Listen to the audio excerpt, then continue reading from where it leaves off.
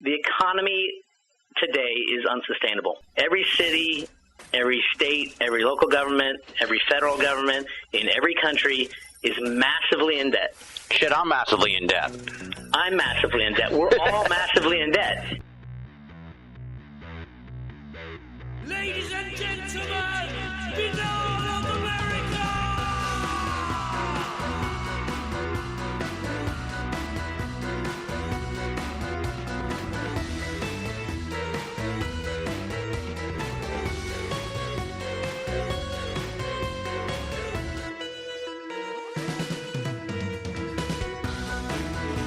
And now, ladies and gentlemen, Banal of America Audio with your host, Tim Banal.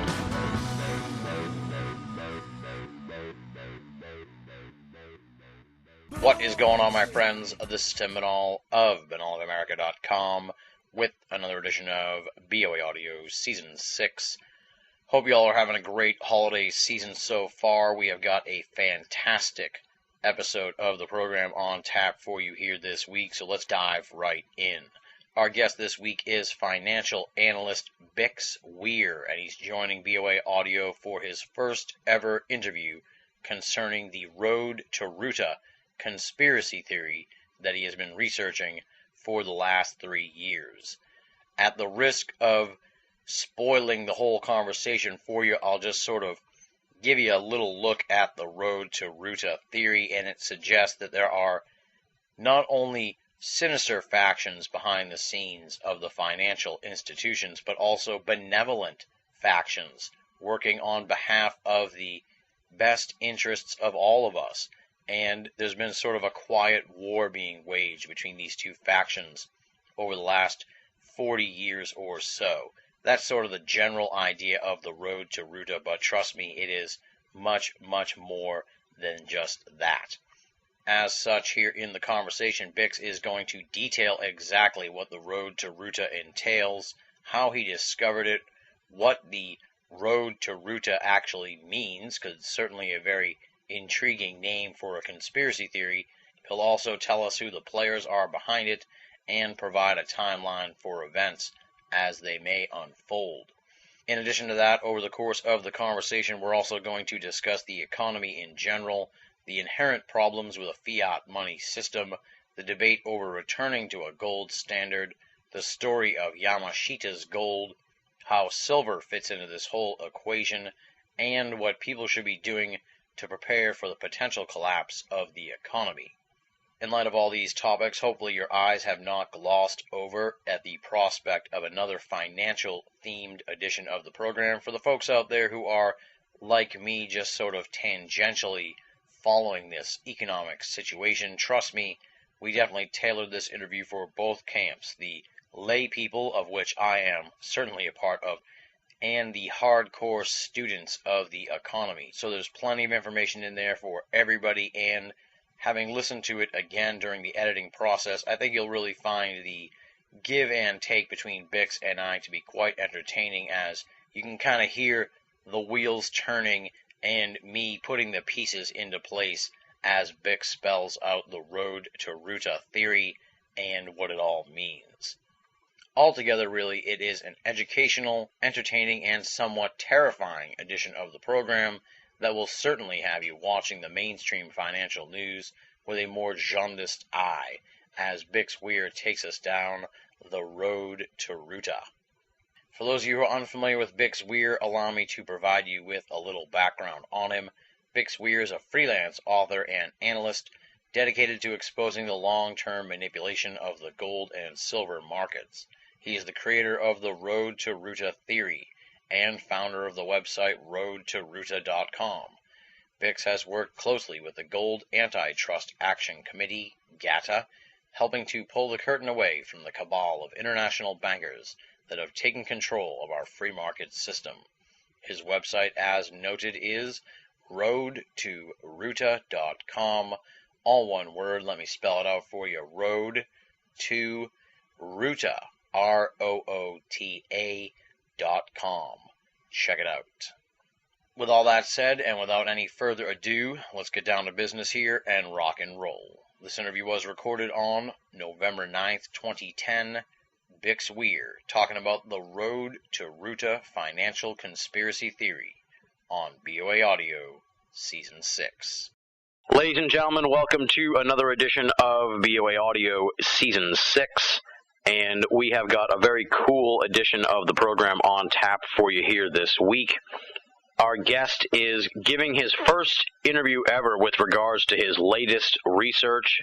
He is Bix Weir. He's the man behind the Road to Ruta theory, and this is a surprisingly positive conspiracy theory, which is one of the reasons why I wanted to get him on the program so bad once I discovered his research, because so many people in the conspiracy theory realm are pretty much just telling you that we're shit out of luck, which, I mean, come on, we already know that. So what's the conspiracy? But Bix Weir has a really interesting take on what's going on right now with the financial situation, and he postulates that things are looking better than we think. And just to sort of give you a thumbnail look at what the Road to Ruta theory is before we dive into the conversation, the Road to Ruta theory, and that's Ruta spelled R-O-O-T-A, and he'll explain all that as we get into the interview. The Road to Ruta theory postulates that there's a group of people in the United States as well as around the world that are working to remove and destroy the financial banking powers that have secretly controlled all aspects of our lives. The original idea of this group sprang from the mind of Alan Greenspan and involved rigging the markets with computer programs that he had invented in the 1960s, and we are currently in the final phase of this plan, which entails destroying the fiat monetary system and replacing it with a gold-backed currency. So that's some remarkable stuff right there, and we're going to dig into it big time here with our guest this week, Bix Weir. Welcome to the program, Bix. Thank you for choosing BoA Audio as the first place you've come on to discuss this groundbreaking research. Hey, Tim, thanks for having me on, and I'm real excited about talking about all this. Absolutely, for sure. I'm excited as well. Now, let's start out, obviously, with, who is Bix Weir? What's your bio? What's your background? And how did you stumble into or discover what you think is the Road to Ruta? Well, I've been working in the finance industry for about 25 years now, and a little different slant on it. Basically, my job in finance is to look at assets and determine what future values are. So, for example, if we're leasing a large piece of equipment, like a piece of mining equipment, my job would say, okay, 10 years down the line, this piece of equipment is going to be worth, $500,000 or whatever I thought that value of that used asset was. Yeah. So a lot of my training and research is in not looking necessarily at the present, but looking at the future and seeing what type of trends will tend to sway the asset values and things like that, which kind of got me into, okay, what's going on in the future? What's going on with mining equipment and the value of commodities and the value of the dollar. And a lot of my research went into the value of the dollar, and which automatically kind of steers you to gold and the gold markets. Absolutely, yeah, for sure. That seems to be a big part of all this here. So I guess I sort of spelled out the Road to Ruta theory, the thumbnail of it, but why don't you tell us what exactly is the Road to Ruta theory? Extrapolate more on that, and obviously tell us how, you first came to find out about this, or, put it all together, I guess you could say. Sure. Well, in my early days of researching gold, one of the first places I went was GATA, which is the Gold Antitrust Action Committee. Mm-hmm. I worked a lot with Bill Murphy over there at GATA on his website, Le Metropole Cafe, and did a lot of writing for them. And what I was trying to do was trying to get to the guts of what was going on in the gold market, because every time something happened in the outside market, gold seemed to react in an opposite direction. For example, if there's a war, normally gold would go up, but we saw gold going down. If they decided to print more money, normally gold would go up, but it kept going down as soon as the announcement happened. So we knew the early days of GATA, we knew that there was somebody in there rigging the markets. We, in the beginning, thought it was the bullion banks, the J.P. Morgans, the Goldman Sachses, and then the more we got in touch with what was really going on and put the pieces together, we started finding out it's got to do with the Federal Reserve, it's got to do with the Treasury, and it's got to do a lot with people in Congress. So, in the early days, it was a lot of digging and searching and rooting around, especially the Federal Reserve archives, which they have an online archive where you can go in and search their database going back 40, 50 years. And I would put in gold as my search word and get hundreds of documents about gold. Yeah. Most of it the most boring stuff you ever saw in your life. Yeah. And even for a gold bug like me, it wasn't that exciting. But what did strike me as odd was one day I was searching around the Federal Reserve Boston website, and they have a portion of their sites that's dedicated to just educational resources. Yeah. It's called Economic Education Publications. And in that, they have little pamphlets that they hand out, a lot about, like, closing of banks, what was money in the early days of America, things like that. But one day in early 2007, they posted 3 kind of comic book type of pamphlets. It struck me right away, what are these things? Why is the Federal Reserve publishing a comic book? Yeah, that's strange.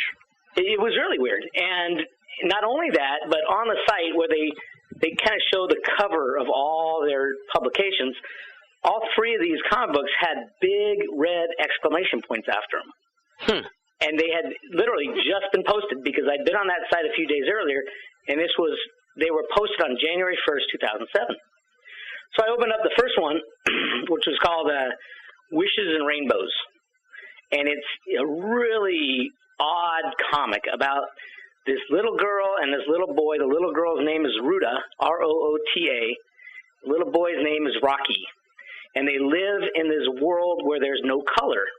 It's very bland, and it's basically, they take you through the town, and there's a bunch of little people who live in a world with no color. And above, and this is all underground, and above ground, there's these big people, they call them. And these big people are these scary people who nobody wants to talk to, nobody has any access to. Yeah. And I know this is sounding bizarre, but keep working with me. Oh yeah, I'm trying to figure out exactly what the metaphor is as we go along. So keep exactly. Yeah. So was I. I'm like, why would the Federal Reserve be publishing a really odd comic like this? So the more I read it, the more I learned it was about scarcity. And what happens in this comic is Ruta, the little girl, finds a colored flower. And it's the most coveted thing in the whole land because their land is full of just grays and blacks, black and white. So she finds this colored flower, and she brings it to her grandmother, who always heard about the land of colored flowers and always wanted to see it. And then all of a sudden, this flower, everybody wants it. Yeah. And she brings it to the mayor, and he says, well, let's put it in the middle of the town square so everybody can see it. And it's this whole story about scarcity and how many people wanted that colored flower, but there wasn't enough colored flowers, and how could Ruta go out and find more colored flowers? And the whole time I was thinking, what has this got to do with the Federal Reserve Bank? Exactly, yeah. And then I opened the next little publication, which is called The Road to Ruta, a teacher's guide.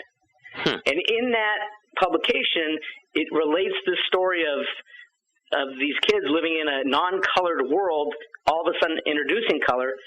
It relates that to scarcity and how things we want in life are more valuable if they're more scarce. And then it even relates it to the dollar. It starts talking about the tulip mania back in the early or the late 1800s in Europe, where they coveted tulip bulbs. Yeah. It's the first basic bubble that popped. Yeah, I remember that. Okay. And all this time I'm thinking, well, what does this all mean? How does this all relate to money? And then they have in the Road to Ruta Teacher's Guide, it talks about if you wanted to use a colored flower as money, how valuable would it be? What happens if they introduce more colored flowers? And I mean, basically, it's an analogy towards dollar being backed by something and the dollar being fiat, being unbacked. That was the start of it all. And it took me a while to get my head around, well, what does that really mean? Until I looked at some of the questions they asked in this guidebook. Questions like, what would happen if all of a sudden the country that Ruta lived in stopped trading with everybody else? What would happen if all of a sudden products that were made in other places couldn't be made in the country where Ruta lived? To me, it started thinking, okay, if they're going to relate this to the United States, what does it mean? So that's kind of where it all started. Where I took it from there is I looked at who was it that was writing these comics. Yeah. It was written originally by a woman named Deborah Carpenter Beck. And it was written as a short story for the Federal Reserve. And then it was adapted by this guy named Stephen DuVoe. And Stephen DuVoe, after doing a bunch of research on him, actually worked at the Federal Reserve Bank Boston for 8 or 9 years during the 70s and early 80s. What he is he is an expert in project implementation. And he's an expert in computers. So I'm like, oh, well, what does this guy have to do with, this story? And the more I dug into it, it turns out that Stephen DuVoe worked for the Federal Reserve Bank, and I assume he worked in the computer division because to be an expert in computers in the 70s, you would use that because there weren't many computer experts in the 70s. Exactly, yeah. From there, he went on to Citibank for 1 year to implement their computer programs. And then he went right to Fidelity to implement their computer programs, and then he went to IBM, a division of IBM, to set up some of their computer programs. And I'm like, this guy is pretty well connected. And his resume, which I found somewhere on the internet, never talked about him working at the Federal Reserve. That was kind of his secret. His secret is that he worked at the Federal Reserve, but nobody knew about it. Interesting. And what's he making this comic book for? It doesn't even. That's where it gets into more and more research. Who are these people? What does Ruta mean? Now, Ruta, ROOTA. I did internet searches. I'm like, what is that? What is that? Ruta is actually the basic foundation of very early computer programmers. It stands for Root A. It's the root of the financial computing that was invented in the early 70s. And actually, the guy who invented, most people don't know this, the guy who invented financial computing was none other than Alan Greenspan. He, in the 60s and 70s, was basically a computer geek. He was an economist who loved to run computer programs. This is back at the beginning of computers. So that's kind of the link I got back to Greenspan, the Root A, and then in the comic, if you read the comic Wishes and Rainbows, the little girl Ruta goes to her grandmother, and there's a scene in there where she talks about to her grandma how she wants to bring colors into the colorless land, and all the words in that one section are underlined. She says, "Why can't I bring colors?" And the grandmother says, "Because the people who live in Colorland are very big, and they blow that up, and might accidentally step on any pebble person who visits." It's really bizarre, but they underline all these inferences to the people who run the financial system behind the scenes. And when I link it all together, it all points towards Ruta talking to her grandmother about bringing colors back into her life or bringing a gold-backed system into America. Interesting. Okay. And obviously it sounds like a stretch right now. But all the things that have followed have supported that original theory. For example, the new $100 bill. The new $100 bill is filled with gold references. It's the 100 that they just announced. Yeah. That supposedly is going to come out in February, although they said they're going to delay it. That $100 bill, if you look at it, on the left side is just a regular greenback. On the right side is full of gold inferences, including a gold Liberty Bell, a gold fountain pen, a gold 100, the words that we reserve the right to overthrow our government. All these things are on the new $100 bill that they've literally been holding back for 2 or 3 years. Okay, so essentially what you're saying is that the faction, I guess you could say, behind the scenes that's trying to crash the economy so we can switch away from fiat money in order to back to a gold-backed standard. Kind of. We're at that point now where they want to crash it. Originally, the reason they did it in the very beginning was there was 2 economic theories that won Nobel Prizes in the 60s about asset allocation. What's the best way to allocate assets for a population?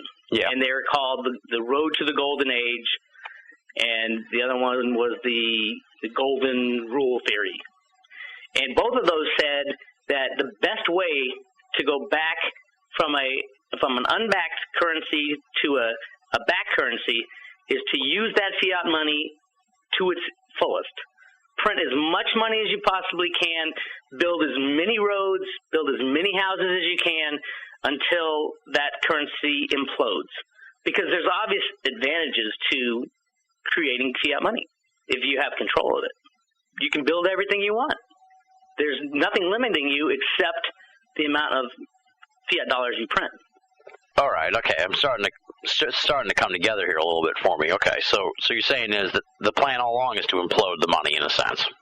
It was, and that's what Stephen Duveau brought to the table in his theory is project management and running that project out for as long as possible with the most benefits as possible. He's written best-selling books on it, and that was the idea.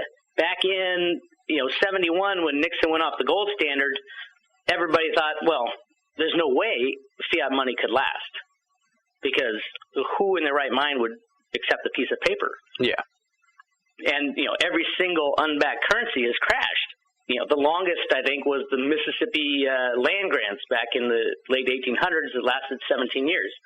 Well, this has lasted since, 71? Yeah, so about almost 40 years. Exactly. But the only reason this has worked is because of Alan Greenspan's programs, computer rigging programs that are still running today and run out of the Fed out in New York, along with some of the bullion banks, those programs that rigged the markets. So there literally is a little man behind the curtain pulling the levers of all our markets today. To sort of tie this into, I guess you could say, generalized conspiracy theory, the big idea behind all that is that the big bankers and the banksters and stuff are, they're obviously in control of the world, essentially, because they control the money. Right. I presume, based on what you're saying here at the Road to Ruta website and everything else, is that Greenspan and this DeVoe guy and all the people who are a part of the Road to Ruta faction, that they're sort of acting independently of the big men upstairs, I guess you could say, at the Fed. Is that accurate? Or is the Fed in on this? What happened was, somewhere along the way, probably in the later Reagan years, the bad guys, let's call them, the banksters, the Illuminati, whatever you want to call them, got a hold and control of the market rigging systems. Okay. And it probably happened right at the end of Reagan's time, because in the beginning, Reagan wanted to go right to a gold standard right away. At the end, he was mentally incapacitated by the time he left office, and then you had Bush Sr. taking over. Yeah. And he was all over the market rigging. He was, had been involved with all the gold from Yamashita's gold and things like that. And basically what happened was the good guys lost control. And then what has happened ever since 9/11, which is also part of the Wishes and Rainbows comic, ever since 9/11, the good guys said, that's enough of this. We're going to give these guys enough rope so they can hang themselves. Financial leeway. Take all the rules away, and we know they're gonna hang themselves. That was why Greenspan didn't ever say, I want more regulation. He knew that as much rope as he gave these people, they would take it and abuse it, and that's where we are now, and they have literally hung themselves. And we're on the verge, you think, of the implosion. that would force us back to a gold standard. Yeah, basically we tried to do it in 2008.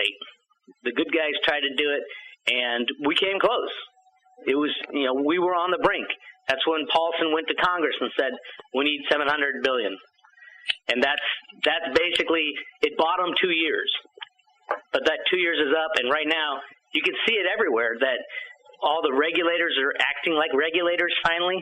Because all this time before, those regulators had kind of a dual purpose. One was to sort of regulate the markets, but two was to run cover for the official manipulation, the official rigging of the gold market and the currency markets and the silver market, so that you can run that fiat currency out as long as you can to get the most benefit out of it.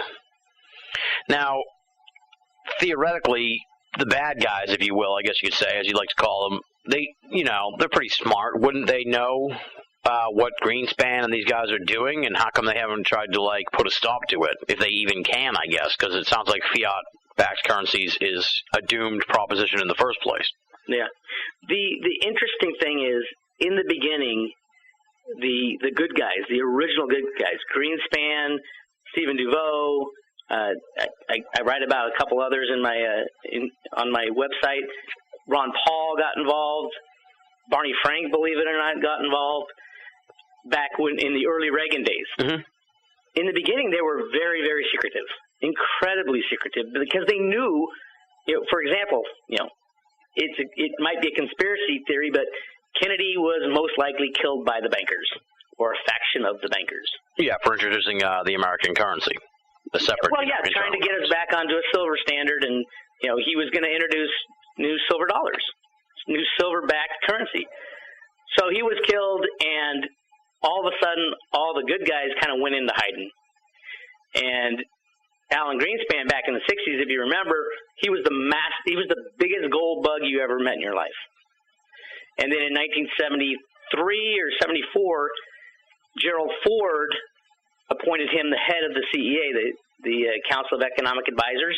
Yeah. That's when he implemented his computer programs to rig the markets so that the fiat currency can continue. Interesting. And the person who got him in there was Arthur Burns, who was the Fed chair at the time. And that's kind of where the beginning of my research was in the Fed archives, looking at all the Fed meetings and minutes from the late 60s and early 70s.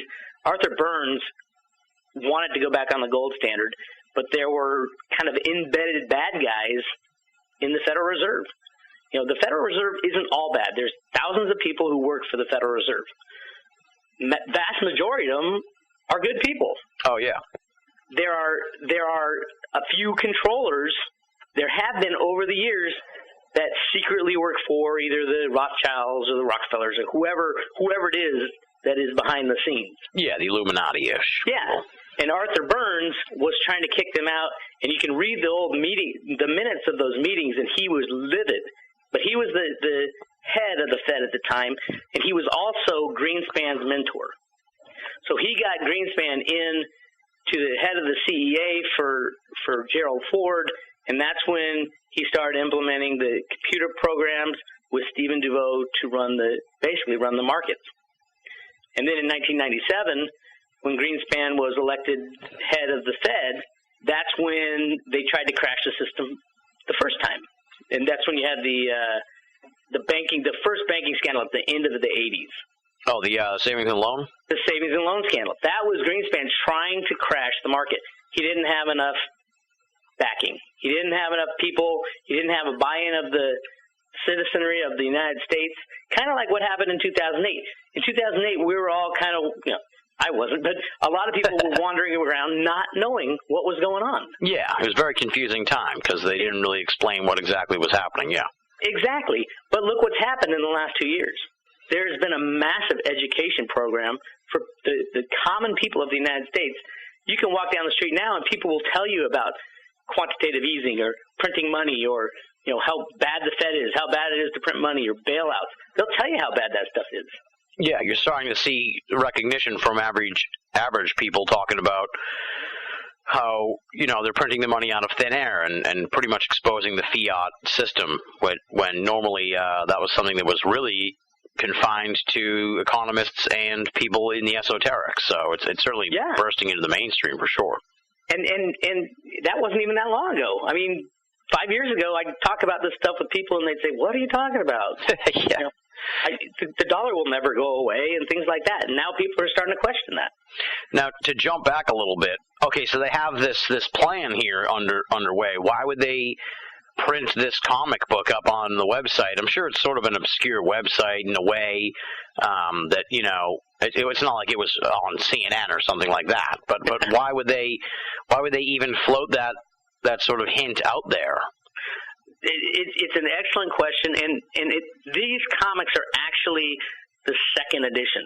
The first edition of Wishes and Rainbows and The Road to Ruta was released by the Fed in 1981 when they had the Gold Commission that was meeting to talk about. It's back when gold hit $800 and inflation was going through the roof, and they were meeting. They had a huge meeting. It went on for a year, and there's a Gold Commission report that came out. This cartoon came out that very time when they were talking about returning to a gold standard in 1981.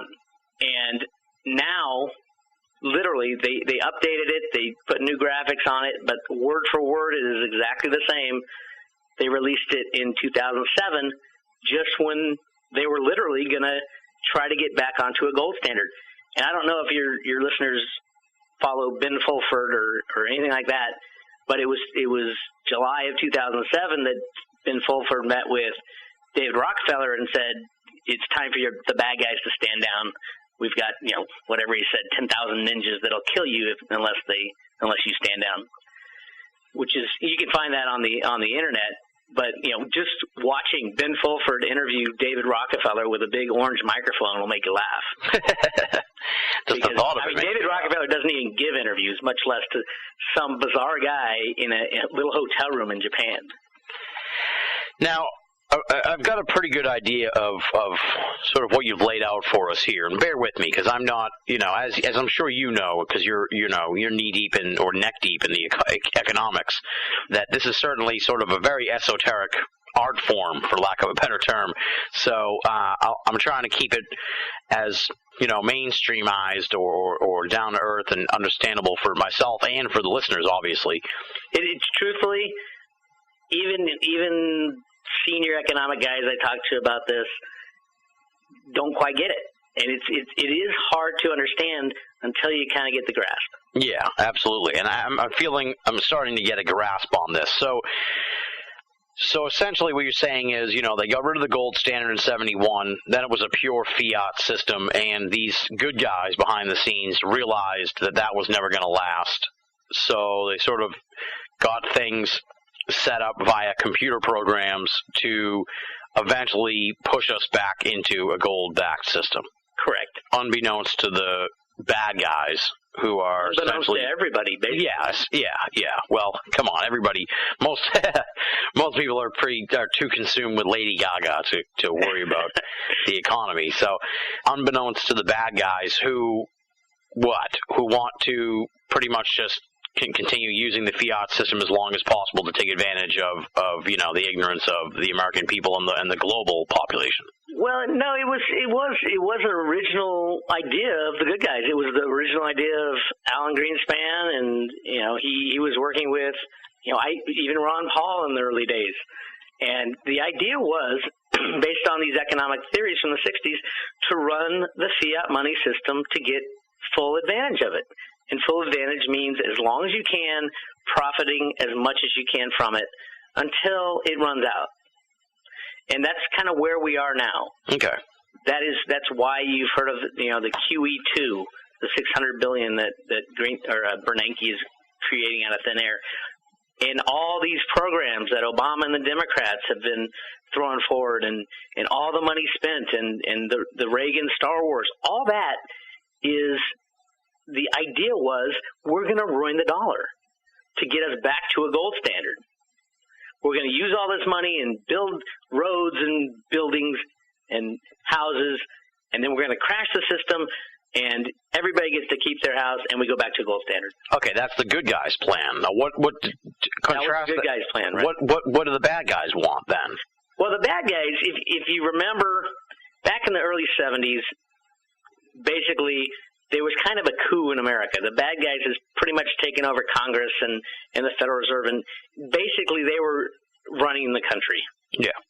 And in order to do this, the good guys had to do it in secret, in small committees, and things like that. What the bad guys wanted, I believe, and this is backed up by a lot of the conspiracy guys, is to decrease the size of the population. Okay. They were going to introduce diseases and natural disasters and all this stuff. That was their way. That was their end game. And even set off a couple EMPs, the electromagnetic pulses. Yeah. Have you heard about that? But those two satellites that were there've been two satellites that were taken out of commission by rockets. One was above China, and one was above the U.S. My contention is I think those were the EMPs that the bad guys had planned to set off, and the good guys said, get these out of here. We're not going to do that. And then essentially lower the population and then form a global government, probably. Exactly, yeah. That gets back into all the one world government and all that stuff that, any conspiracy guy can find on the internet. Okay. What this is really is, it's the conspiracy behind the conspiracy. Interesting. All right. You're saying the road to Ruta is the conspiracy behind it. The road to Ruta is. For years, even my friends at GATA, and GATA is pretty much a conspiracy type of organization. They're now mainstream conspiracy because a lot of what they said about gold market rigging and silver market rigging is being proved. And there's actual documents and data and whistleblowers and all that. This is one step beyond that.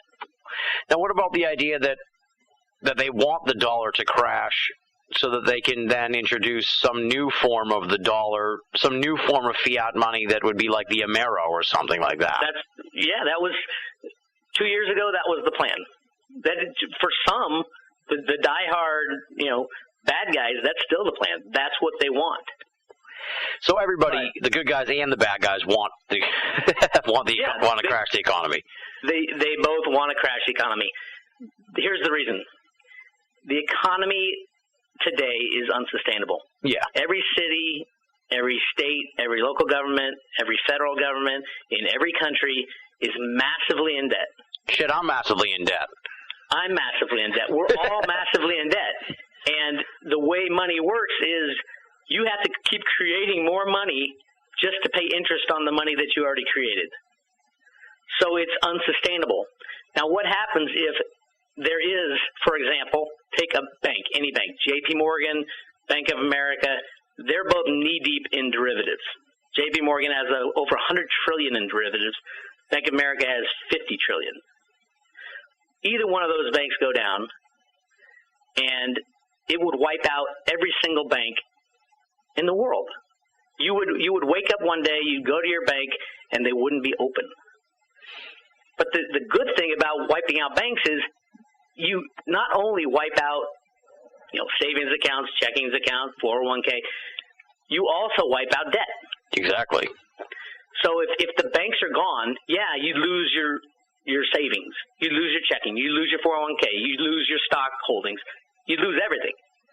But every single state, local government, every single person would get to start fresh. They're calling it a debt jubilee. Yeah, I've heard about that. But what's to say that okay, so everybody wants, the good guys and the bad guys want the economy to crash. What's to say that the bad guys aren't going to win here, and we're not going to go to a gold standard? We're going to go to a fiat Amero. That's going to depend on us. That's what these last 2 years of training the American public has been all about. Okay. People are ready to stand up now. They weren't ready 2 years ago. They're ready to stand up and say, no more bankers, no more bailouts. They stole all our money. When these banks crash, everybody will be looking at each other going, what in the world is going on? And they will put the blame directly on the bankers, on the military-industrial complex, on all those guys. And the good thing about the United States, and Ron Paul talks about this already, is that we have history in this area. We have a history of leaving England's control and starting fresh. We have a constitution. This is starting to come together now, so I'm getting more invested here in this, in this, no pun intended, in this theory, in this conversation. So it really, there's no guarantee that the good guys are going to win this thing. No, not at all. And truthfully, it will be up to the people of America. All that Tea Party stuff, there's a reason for that. It's getting people back to our Constitution, to our sovereign rights as a nation. And once this goes down, which I believe will be in the next few weeks, so I'm hoping this interview will actually get aired. But once this happens, and the first bank goes down, and then all the follow-on banks go down, the United States, and I'm just talking the United States right now, is going to stand up and say, we're going to take care of our own country. We're going to pull every troop out of every country. We're going to stop trading because, when we default on the dollar, basically, no one's going to like us very much. Yeah. Right? China will be fine because, all our multinational companies built factories over there. They'll just shut their borders. They have plenty of customers. The only thing they needed was our paper fiat dollars, and, they know better than we do that they're worthless. So they'll just take our factories and call it even. And we'll bring all our manufacturing back home. We'll have plenty to do because, we import almost everything. We're going to have to build up from scratch. We'll stick our troops on the borders. Now, what do you say to people that say, Bix, this is quite a theory. It's almost too good to be true. It's unbelievable in a way. Things can't turn out that good for us. It's going to be, the dollar's going to crash. People are going to go crazy, start killing each other and hoarding water. Well, yeah, it's not going to be easy. It's not going to be, you're going to wake up one day and, the dollar crashed. Look, we have a new gold currency and they're going to allocate it. My theory is what they do in the comics. They allocate flowers according to age. And Alan Greenspan back in the 70s was in charge of Social Security. He was in charge of fixing it. So what they'll do is when all money's gone, they'll reallocate the new money according to Social Security. How much have you paid in? And you'll get that. A couple $100 might not seem like a lot when there's a zillion fiat dollars out there, but when everybody has a couple $100, you're pretty much rich. You're as rich as everybody else. That's true. That's for sure.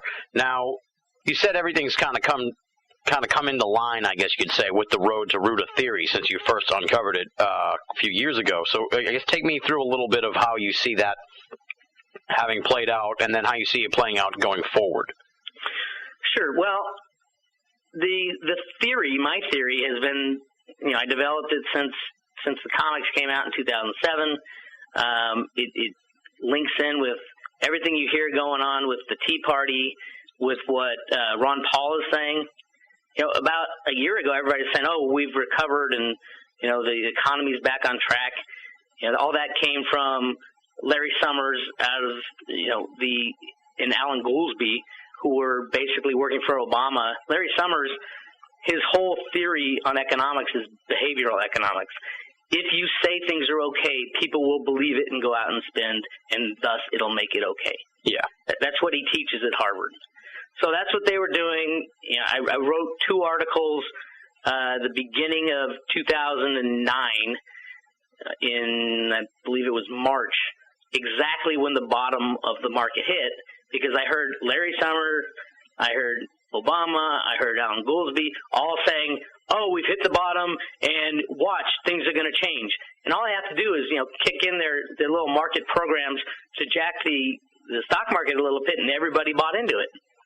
And I called it literally on the day but it won't last forever. It's all phantom money chasing some phantom. If you go out in Main Street, you're not going to hear about people doing real well. But the stock market's, back up to the highest levels it's been. Talk a little bit more about this computer program part of it all, because I don't understand exactly what you mean by how Greenspan and this DeVoe guy implemented computer programs to manipulate the market. What exactly do these computer programs do? Well, what they do is, with any computer trading program, the thing you hear about today with computer trading programs are flash crashes and high-frequency trading, things like that. Yeah. That's all. A computer can do almost anything you program it to do. And if you have the regulators on your side, you can literally do anything with them. Mm-hmm. For example, with gold, you can program into your computer to buy and sell to itself to set the price of gold at $9,999. And no matter how many trades go on that day, 99% of them will be you trading to yourself, and it'll end up at the end of that day at $999. Okay. And some of the reasons we know this is that the bad guys, when they had the control of it, I remember vividly 4 days in a row that gold stopped trading at $666. They were trying to give us a message, 666. And everybody's like, oh, this market's rigged. Well, of course it's rigged.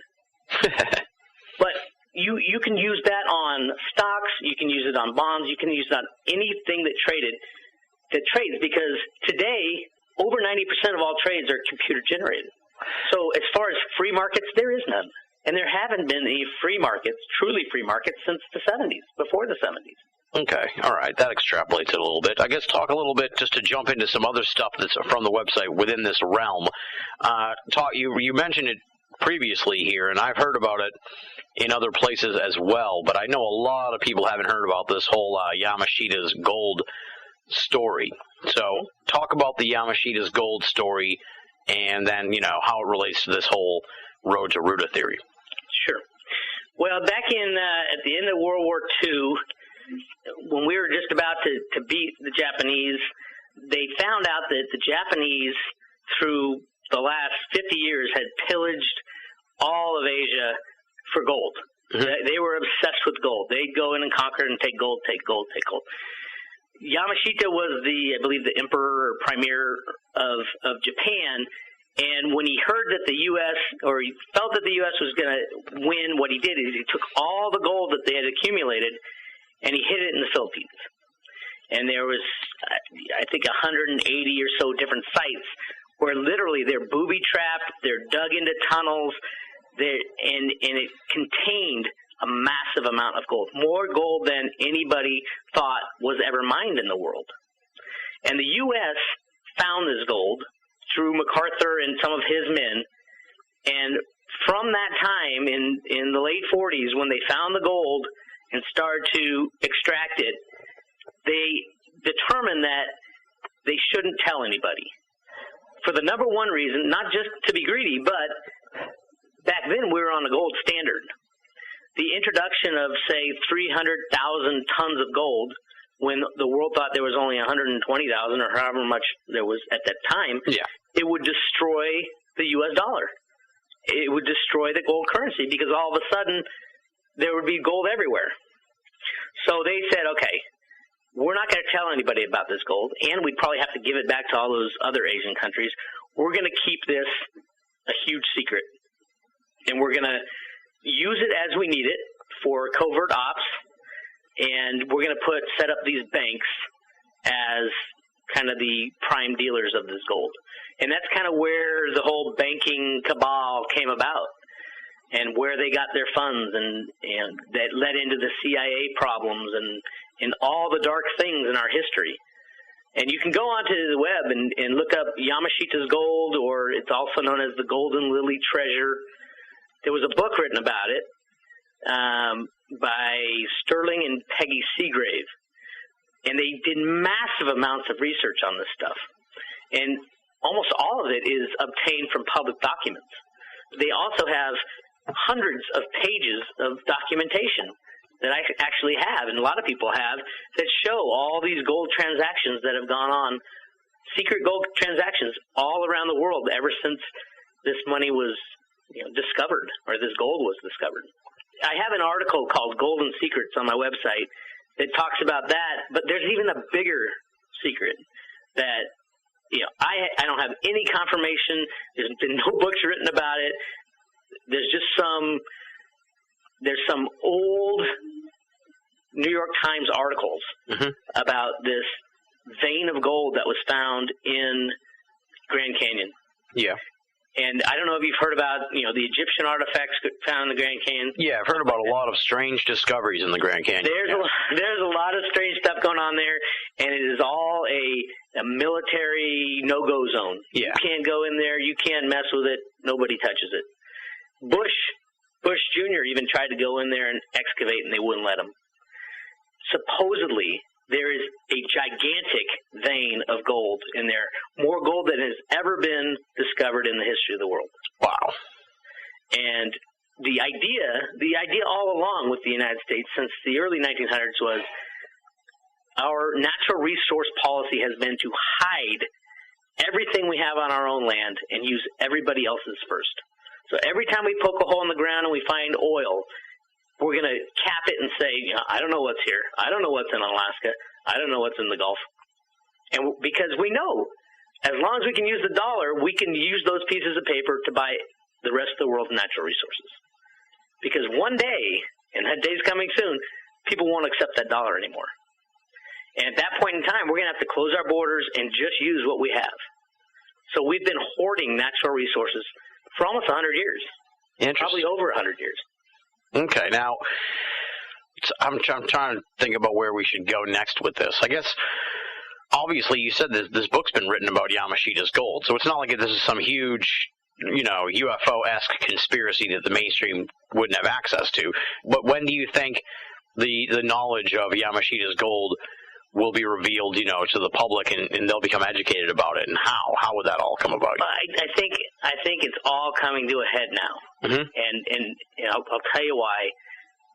The big secret, the big secret behind all the secrets in the United States, behind the CIA, behind everything. One, there is the UFO issue, and that is a big one. And that's something that at some point they're going to have to tell people. Yeah. The other big secret is the U.S. dollar. The value of the U.S. dollar and the rigging of the market and the rigging of the gold market, that covers almost every single national security secret that we've tried to keep over the last 50 or 60 years. It's the rigging of the gold market to keep the dollar sound. Because if gold goes crazy, the dollar is done. Because it's the only alternative. Well, what do you mean if gold goes crazy? What does that mean? Gold goes to $10,000 an ounce, okay. $20,000, $30,000, $100,000 an ounce. People will say, "Oh my God, this isn't a gold issue. This is a U.S. dollar issue." And then what happens? They bust out all the Yamashita's gold. We're like, shit, we're rich. Well, here's where we are now. Is that the government's trying to print as much as they can because they want it done. People are suffering in the country. They want this whole fiat mess to end. Yeah. So that's why you have $600 billion here, $1 trillion here, $100 billion here. That's what they're trying to do. They're breaking it. They're going to break the banks. And once that's done, remember, once the banks are out, all fiat money is gone. Nobody has a penny. You have your hard assets. You have your house, I guess. You have your car. Whoever's got gold and silver. You've got, your boat. Mm-hmm. But they're going to have to reallocate money. Now, in the United States, we've been planning for this for at least 40 years. There's a lot of hidden gold that we have stashed away. To use as the basis of a new gold standard. Exactly. And remember, when there's no other money, it doesn't take a lot of gold. If everybody gets 3 pieces of gold, everybody's rich. 3 pieces would be 1 billion ounces. And then what happens if you spend your 3 pieces? How do you get more gold? That's exactly where we are. It would be a start over, and then people would get allocated money, probably based on Social Security is my guess, because that's what they did in the Road to Ruta thing. The oldest gets the most, the youngest will get some as they grow and they work and they get some of the gold. Yeah. So people will get reallocated money, and then will just function again. And, over time, the smarter will get the more money. The spendthrifts, the crazy spenders will lose theirs, things like that. And everything will even out again. But it is a restart. And it takes out this evil banking cabal who's ruled us for so long. Couldn't a gold standard be just as easily manipulated as the fiat currencies? Or is that something that if you think if you destroy the banks, then... there'll always be somebody who wants to manipulate for wealth. True. It's true. Truthfully, there is no perfect money. The longer you study money and the history of money, you'll find that there is no perfect money. Gold is as close to perfect as you can get because of the scarcity. It's easily divisible. It's rare. And it has a history. It has a history of thousands of years as being money, whereas today, these electronic blips that we call our assets. Yeah. I mean, you think the tulip people, we laugh at them for believing that tulips had value. What do you think they would say to us when they see that we believed in electronic blips? Yeah. Was our assets had value? Yeah, exactly. That could end in a blink of an eye. One solar flare or an EMP, and all of a sudden there's no more wealth. Yeah, that's true. Yeah, everything got erased. So the way you see it then is to sort of look at the timeline of this. Hopefully you're about a month off because we'll get this episode posted in December. So it's clear things are getting kind of weird right now. So do you feel like we're like sort of teetering on the ultimate collapse here of this whole thing? Because I've been hearing that in a lot of places too. So you're not the only one saying that this economy's due for even a worse turn than people think. Yeah. Well, working on a theory that I'm working on, a lot of it has to do with what is the future going to bring. Everything I work on is geared towards steering people towards this is our most likely future. This is our potential future if we want it. Now, on most of my stuff, I've been right on the content, and I've been right about the players. I've been wrong on timing. Timing has always been my issue as to when things are going to happen. Yeah, and that's always the most difficult part. It's always the most difficult. And here's an interesting thing. I don't know if you and your listeners listen to Cliff High at all. Cliff High of halfpasthuman.com he's put together this linguistics program that's unbelievable, unmatched in predicting when things are going to happen. Yeah, I've heard about this. Times and things like that. His problem is he doesn't exactly get the content right. For example, 9/11, he predicted to the minute, but he saw it as a financial problem, a huge financial problem. Now, he's saying that November 14th, just this Sunday, is something 10 to 20 times larger in impact on civilization than 9/11. What could something like that be? Could be a nuclear war, could be some gigantic solar flare, or it could be the end of the fiat money system, or the beginning of the end, because his window of how long this impact is going to last is 65 days. Oh, so he's saying starting on the 14th of November, going over the next 65 days. Actually, his lead-in started on Friday. Oh, okay. So Friday to Sunday, we are already seeing the turmoil. You had AMBEC go down, which is the largest, it's like not even a mini, just a step below AIG. They declared bankruptcy yesterday. They have trillions in derivatives that are going to go bad. We think AIG was a big problem. AMBEC's just as bad. So all this stuff is happening as we speak, and you see gold and silver breaking out. Gold's at 1,400, silver's at whatever. It was 29 when I looked, and then they slammed it back down to 26. But those breaking out, because the banks are massively naked short on gold and silver. Yeah. Massively. If anybody wants to preserve their wealth or get rich, go to your local coin shop, buy an ounce of gold, as many ounces of silver as they have, because that's what the bankers don't want you to do. And those are going to, in fiat dollar terms, they're going to go ballistic. Yeah, this is probably an absolutely terrible idea, and I don't encourage anyone to do this, but what if I went and maxed out my credit cards and bought as much gold as possible? And that idea comes up all the time, and you know why I don't suggest it? Is karma. Yeah. It is pure karma that if you do that, you're going to get back at the bankers. They don't really care because, they're going to lose their stuff anyway. But there is a karma type of situation that I don't suggest it. Yeah. But I do suggest taking care of getting out of the electronic financial system as fast as possible. And what do you mean by that? Like taking all your cash out of the banks? Yes, to start with. Interesting, okay. To start with. You're making no interest anyway in the banks. Take your cash out. Every time you need to pay a bill with a check, go in and put, $50 in the bank. Yeah. Because I'll guarantee you, some point in the very near future, your bank's not going to be open for business. Every single bank right now, and I work in the financial industry, every single bank is insolvent. Yeah. Yeah. Today. That's today. Yeah. Because if you think about it, banks are leveraged 20 or 30 to 1. So every dollar their assets go up, they make 20 or 30 bucks. It's wonderful as assets go up.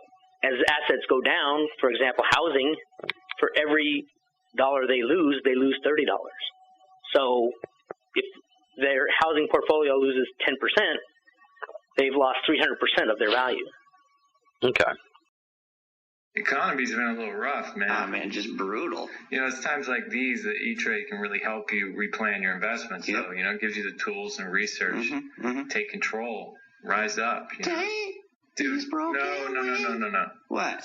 Stop. What? I can't flex the golden pipes? It's not the venue. It's inspirational. Any place. Fine. Okay, where was And I? learn to fly again. You're listening to Banal of America Audio.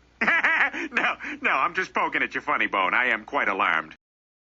And so we're looking at a situation here where, as you said, the banks are going to be closed, the fiat money is going to be essentially worthless, the economy is going to completely just crater. Yes. In a nutshell, it'll be worse than that. Because when you think about it and you think what it takes to make an economy or a society function, people got to get paid to go to work. If you don't think you're going to get paid, who's going to go drive the bus? Who's going to drive the truck to deliver the food? Who's going to go to work to turn the power on? Right. We're talking about a complete collapse of society if that happens. Yeah. And the question is, we are going to fall down. The question is, how quickly can we get up? Yeah. How well have the good guys prepared this situation for a rebirth of our nation? Well, let me turn that around on you.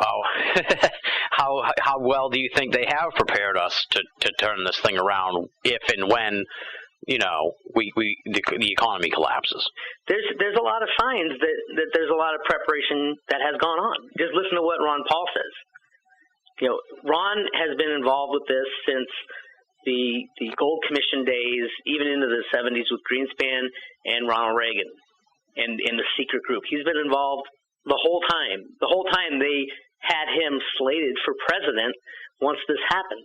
And I believe he's still slated for president. When we do have something as big as a fiat money collapse, people are going to turn to, who's at fault? They're going to say, well, obviously the Federal Reserve. Yeah. Let's kick them out. We'll put that whole function of dealing with our money into the Treasury Department. Obviously, Tim Geithner will be gone. And they'll probably put someone like Paul Volcker in there, who's the guy who said, said we need the Volcker rule, which basically tells all the banks they can't trade for their own account anymore. He's the guy who jacked interest rates up to 20% to save the dollar in the early 80s. And so, what's going to happen to the president then? You think he's going to be taken out of office because of this? Well, you can. There are people who control him now. Yeah, that's becoming clearer and clearer as the months go by. And those people will be taken out of control. So, do they have a plan? Do the good guys have a plan to say, okay, I think Obama kind of got in there as a bad guy, and the good guy said, okay, here's what you're going to do. You're going to spend as much money as possible. You're going to destroy the U.S. dollar, and then you're going to walk away when we tell you, either it might be the birth certificate thing, or it might be, it could be anything. Yeah. It could be, there's a lot of talk, and on the conspiracy side, which is where this interview is, there's a lot of talk that the United States of America was turned into a corporation in the 1930s. I've heard that, yeah. Yeah, it's the United States of America Corporation, so all the laws passed since the 1930s are null and void. All the presidents elected are null and void. Is that true? I have no idea. I tried to go down that path, and it was way beyond me. Yeah. Interesting. Okay, so if that came out, then it would be a situation where we'd have to start from scratch and re-elect a new president, if you will. Exactly. I always thought it would be some kind of special election. But, if you look at what's going on in Congress right now with the Republicans in charge of the House, they're going to elect the Speaker of the House in January. Mm-hmm.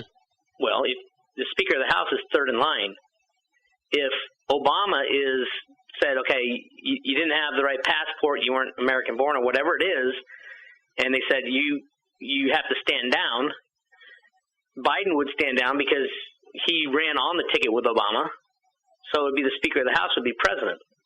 Well, they could put Ron Paul as the Speaker of the House if they wanted. Yeah, I'm skeptical of that ever happening. That's a stretch. That's a stretch. But it would fit in line with everything we see going on. Okay, well, if Ron Paul gets put in, I'll make a deal with you, Bix. If Ron, this is probably a terrible idea, but if Ron Paul becomes Speaker of the House, then I will go max out my cards and buy as much gold as possible. See, that would be too late. Oh no! It would have. The event would have had to happen for Ron Paul. Oh. But what do you think would happen if there is a monetary crash in the next couple of weeks? What do I think? Who do you think they'd put in as Speaker of the House? Who would they want as the next president? Oh, that's true. I see what you're saying there. Yeah, okay. So this would come about after that. Yeah. Yeah. If everything's the status quo when this interview airs, no, Ron Paul won't be president. We'll still be battling the battles with the bankers, and hopefully the good guys will still be in charge of trying to end this madness that we got going on right now. But I don't see it. I see in the next 2 weeks or so the beginning of the end, the collapse of one of these large banks that the FDIC keeps saying we're going to have to take down a couple of these large banks. They are so interconnected with their derivatives in the trillions upon trillions of dollars that nothing can survive it. That's why Buffett called it weapons of mass financial destruction. So, like, if Bank of America collapsed, that would mean that I wouldn't have to pay my credit card bill anymore? Well, you got to run the scenario. If Bank of America collapsed, they have $50 trillion in derivatives. Every single one of their counterparties would collapse. Yeah. Which is basically everybody, and then their counterparties would collapse. And it is a domino effect. So you're not going to worry about your credit card bills, your house bills, or anything. You're going to worry about, oh my God, we're going to get food. What do we do now? Yeah. Where do I get food? Where do I get water? People will turn to our government and say, you better have a goddamn plan. Because especially with the stuff I'm talking about, saying that this is all planned. Yeah. This has been in the works since the early 70s. And if they don't have a plan by now, I'll be the most pissed off of everybody. Now, what's the role of silver in all this situation? Silver. Well, the role of silver right now is the role of the silver bullet. The role of silver is to take down the bad guys. The bad guys, meaning right now it's J.P. Morgan. Bear Stearns used to have the silver bullet, which is the silver short position, the controller of the silver price. Mm-hmm. Now, when Bear Stearns went down, J.P. Morgan took it over. And it's 30,000 naked short contracts, which is 150 million ounces of silver. Now, they use that. This is on the COMEX, the futures and options trading, where basically prices are set. They use that position to steer the price. Silver should be look at it this way. Gold, there's 5 times as much gold as there is silver out there. Oh, wow. But silver trades for 1/50th the price of gold. Silver is used in almost every industrial applications related to electronics. Every cell phone, every flat screen TV has little bits of silver in it. Mm-hmm. And the manufacturers, it's a small cost to them. So to make a flat screen TV, you might need a half an ounce of silver.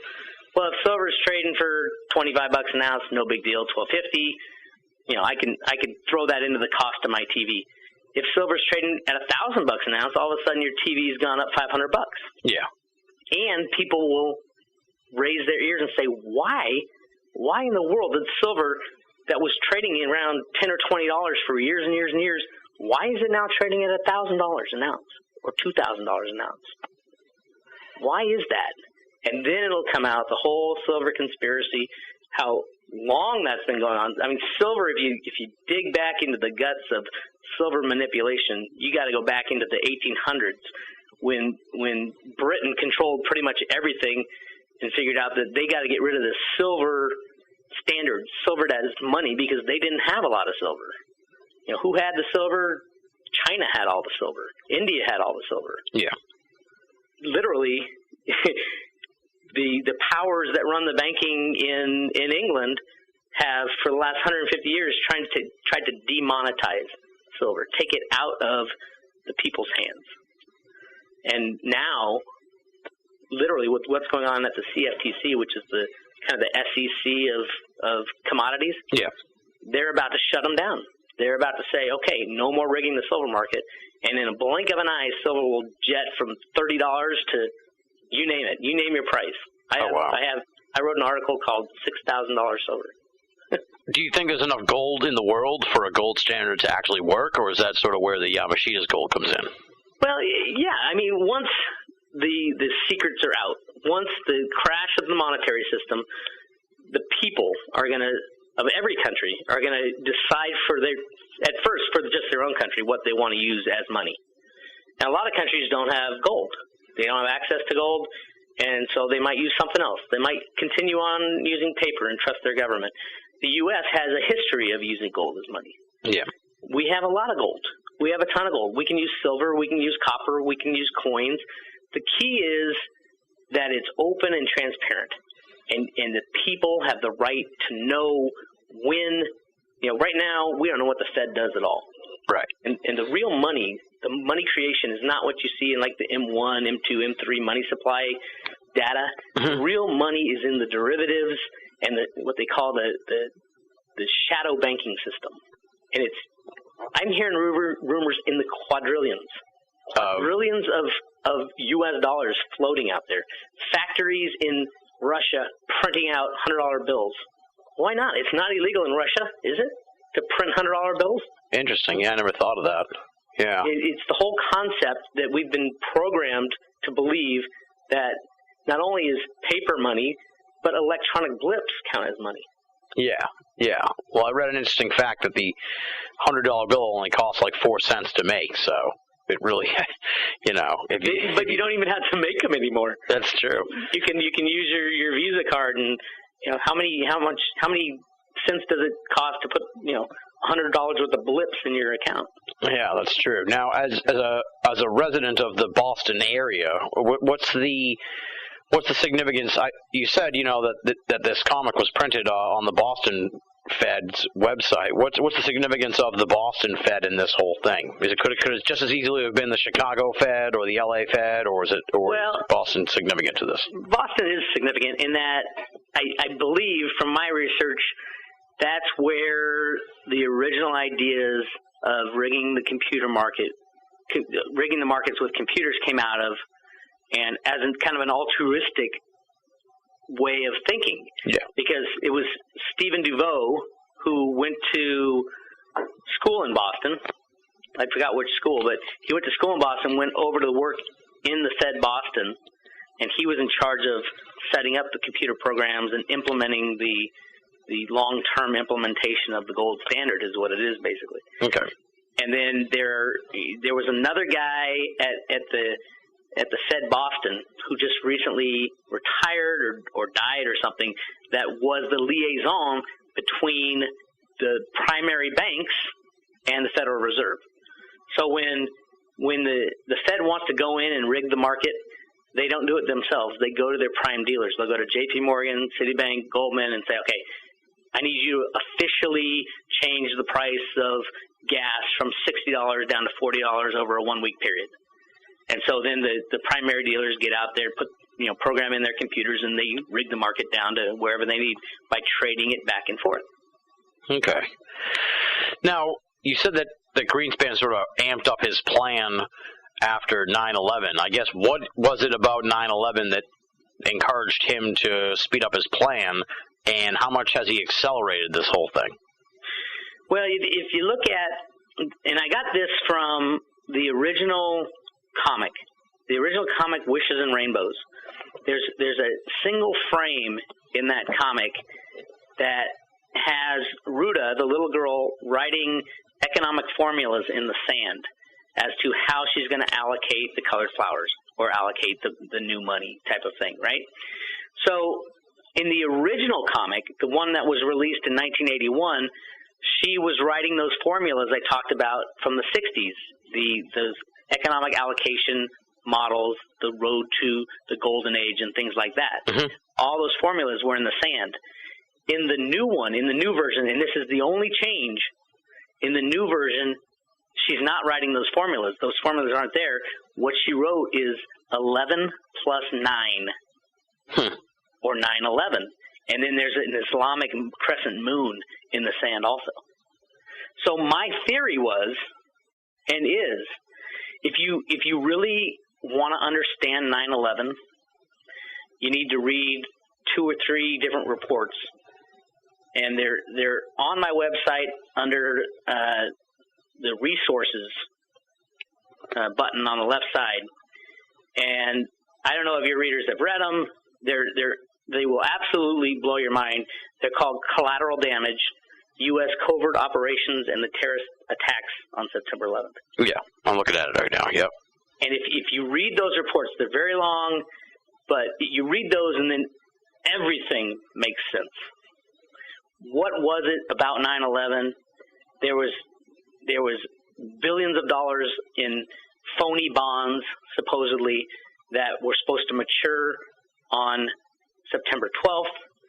You know, if you go into where the planes hit the buildings, what floors were taking out, it was these bond trading floors that would have found out this scandal. You got Building 7 that housed all the documents for gold manipulation that Gatto was suing the banks for. I mean, if you read these reports, everything will click in your head. And also, it talks about Yamashita's gold in there. It talks about all the players who were involved in rigging the markets and the whole banking shadow world. Literally, those 2 reports alone will just blow your mind. So I guess, who put together the reports? Like an independent group? It's kind of unknown. But the way they talk about the ONI, the Office of Naval Intelligence, yeah, I believe it was someone out of the ONI. Now, the ONI was the direct spot. They were running the investigation into the bankers. That's directly the area of the Pentagon that was blown up, and all their records were lost there. So I think it was someone from the ONI that wrote these reports. But you can tell when you read them that they're in the know. They have, and all this stuff that they write about is gleaned from public documents. That's the amazing thing about so much of the conspiracy side of things. A lot of it is just out there in public documents. People just haven't put the pieces together. So what are they putting forward, the idea that 9/11 was, I guess you could say, an orchestrated attack to stave off loss of control by the financial bad guys? They put forth that there are many different levels to 9/11. And, obviously it wasn't Al-Qaeda. Mm-hmm. That's kind of a given now. It's, nobody even talks about it. Yeah, it's like Lee Harvey Oswald. Exactly. What they put forth is they show you who benefited from it, what areas were taken out in both Building 1, Building 2, Building 7, and the Pentagon.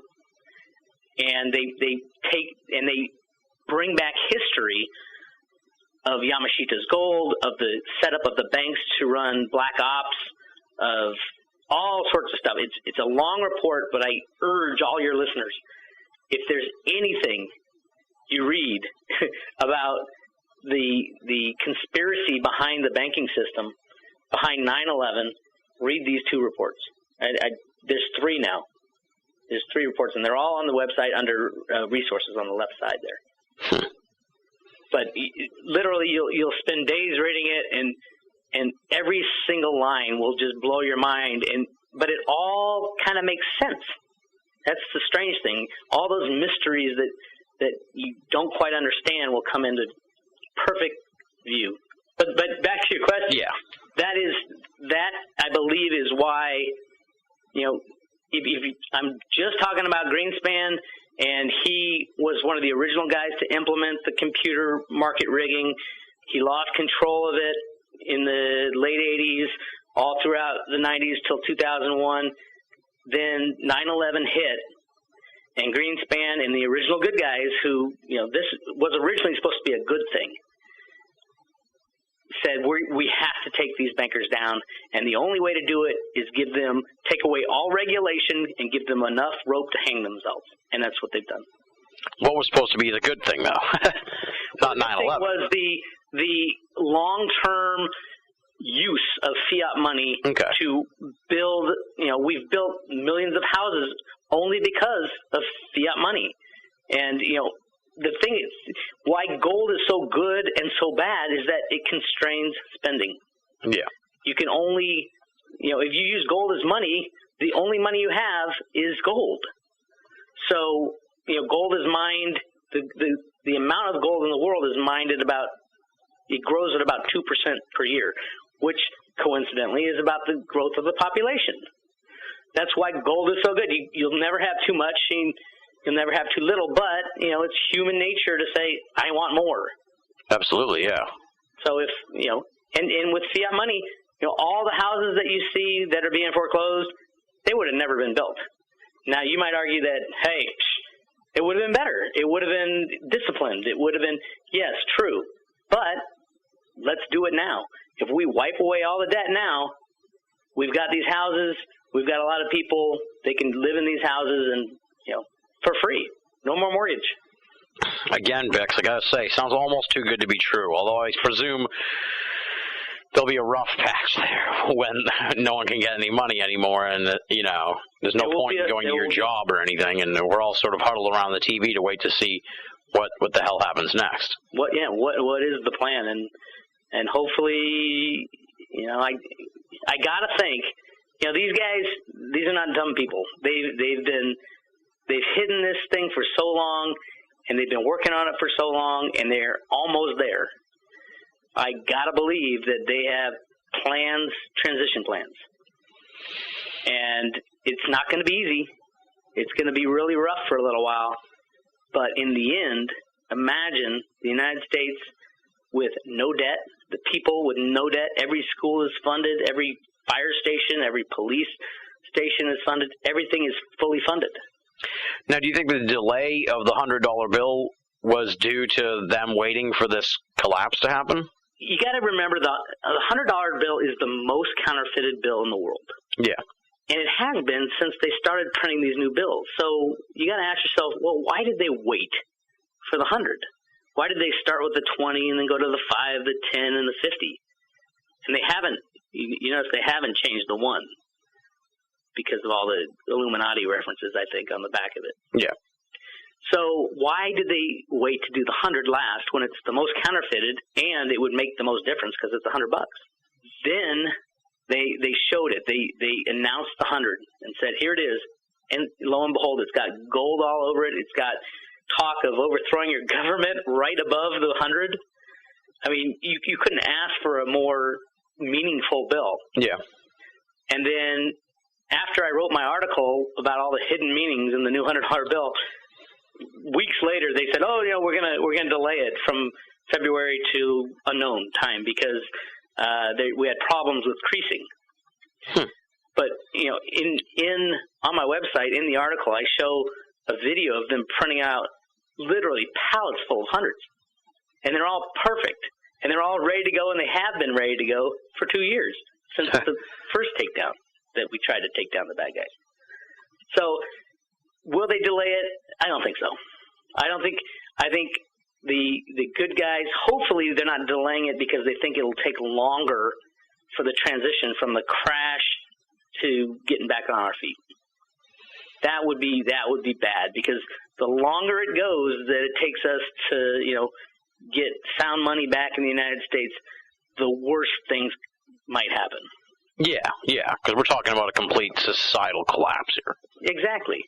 So if it, my take is we'll have a week or two of bank closures. Then we'll announce, okay, the banks are reopening, and everybody will be started off with some money, maybe. And there'll be 2 months of chaos, but a week of nothing open. And then I'm hoping, because, when you think about all the complexity of everything, it's mind-boggling. Yeah, well, it goes back to kind of what I said earlier here about this being too good to be true, because, for the season premiere here of BoA Audio Season 6, we had Jim Mars on. And he's also predicting a financial collapse, but he's saying it, is going to happen in the outcome, I guess you could say, is going to be completely different. That, at that point, the United States will be absorbed essentially into a world government. That United States is the last, stumbling block to a new world order, and that much like we have established here in our conversation that the bad guys want the economy to fail, he's saying the same thing, but for completely different reasons. Well, I guess the same reasons that you're saying. Obviously, the bad guys want us in the new world order, so it's like, I guess we have to wait and see. Well, that's, and I thought the same thing for the longest time, because I was battling what I thought were the bad guys in our government and in the banks with my years at GATA, fighting every day for, someone in the CFTC to stand up and stop the rigging of the markets until I discovered all this other stuff. Now, obviously that was the plan. The original plan of the bad guys was to crash the system and take over the world and, decrease the population and masters and slaves type of thing. The road to Ruta theory, a lot of people saying it's too good to be true. A lot of people saying it's too off the wall to be true. A lot of people saying it scares me more than, the one world government type of thing. Because at least with the one world government, you know where you stand. With the road to Ruta, it's the rebirth of our country. What am I going to do? I liked my banking job. Yeah. What am I going to do with myself? I can't start fresh. Yeah. So it's kind of, I don't know the future. I don't know where this is going to all end up. I do know that we need to crash the system to get rid of the debt, because if we don't, the bad guys will win. Yeah. And there'll be debt slavery camps and the whole thing, all that stuff that's been predicted for so long. Debt slavery camps? Oh, yeah.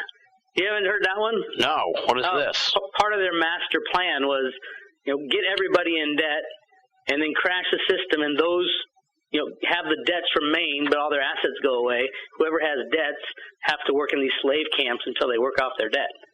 I don't think that would ever fly in America, but... See, that's where we are. That's the key to these last few years, is kind of an awakening of the American spirit in the people. And I can walk down the street today, and I'll guarantee you that not one person would say, I want the bankers to be bailed out ever again. They're all saying, let them fry. I don't care if I lose everything, let them fry. Yeah. That's pretty much where I'm at, because I don't want to pay my bills anymore, so that would be great. Well, we'll know soon enough.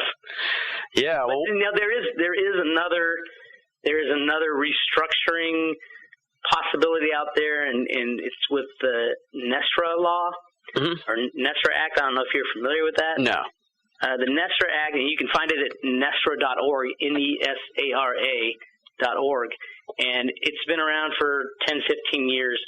And what it does is it takes all debt that's out there, and it goes back to a gold standard, but it takes all debt, it removes all the interest you've paid from your principal, and that's your new principal. So if you've owned your house for 10 years, and you have $1 million house, and you've paid $800,000 in interest so far, it would readjust your principal balance, subtract $800,000 off your $1 million, and your principal would only be $200,000. Oh, that'd be great. Yeah, it's kind of a readjustment. The problem, I think, with that is that you don't take care of that shadow banking system. Yeah. Those people printing in the shadows, the derivatives, all that needs to be wiped clean, or they're going to gain power again. It certainly feels like we're headed towards something here. This financial system is clearly untenable at this point.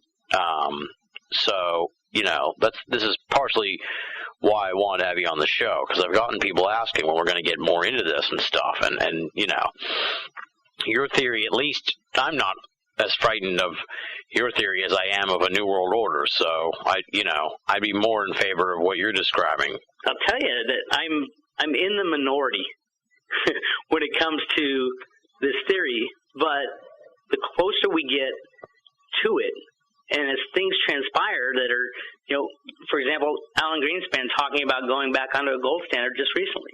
That was unheard of 5 years ago. Everybody used to laugh at me when I'd say that. The collapse of the system and the anger towards the bankers is going to go a long way. Exactly, yeah. My only concern is I have faith in you and me and the listeners of this program and the educated folks out there, but unfortunately we're a small minority compared to the mainstream, Justin Bieber fans who will just do whatever the government tells them. So it's troublesome in a sense. Do you know what I mean? I'd like to have faith that the people will know the right thing to ask for, but at the same time, come on, these are the same people who didn't legalize marijuana, so obviously they're clearly not playing with a full deck. I hear you, but the re-education of America that's gone on over the last couple of years with the things Ron Paul says, and there's a Ron Paul fever that goes through the college campuses now because it makes sense what he's saying. Yeah. And people are waking up in America.